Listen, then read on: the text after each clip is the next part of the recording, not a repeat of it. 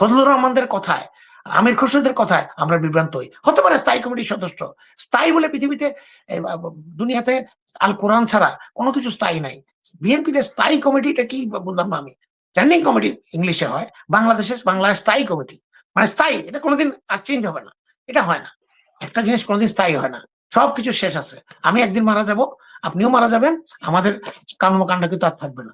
তাই আমি সবাইকে অনুরোধ করব, আপনার মাধ্যমে বিএনপি জামাতকে করজোড়ে অনুরোধ করবো, আপনারা দুইটা দল একসাথে আন্ডারস্ট্যান্ডিং করেন, দুজন একসাথে নির্বাচন করেন, করে আপনারা আবার জোটবদ্ধভাবে, শেখ খালেদা জিয়া বলেছিল শিবিরা ছাত্রদল আপন মায়ের পেটের দুই ভাই, ভুলে যাবেন না এটা। এইসব খামাখা নিজেদের মধ্যে গুতাগুতি করে ভারতকে এবং আওয়ামী লীগকে শক্তিশালী করবেন না, আমার অনুরোধ সবার কাছে, এই একান্ত অনুরোধ। এবং প্রফেসর ইউনূসের সরকারের কাছে অনুরোধ, অবিলম্বে নির্বাচন দেন এবং সবার সাথে ইন কনজাংশন, সবার সাথে বসে আপনার ক্যালেন্ডার নিয়ে বসে ঠিক করেন এই সময় লাগবে, সবাই যেন এটাতে রাজি হয় যে নির্বাচনটা দেয়। এবং তারেক রহমানকে ওনাকে অবিলম্বে দেশে ফিরিয়ে আনার ব্যবস্থা করা উচিত হবে বলে মনে করি। উনি বাংলাদেশে আসলে পরে আমাদের দলের অনেক সমস্যা সমাধান হয়ে যাবে।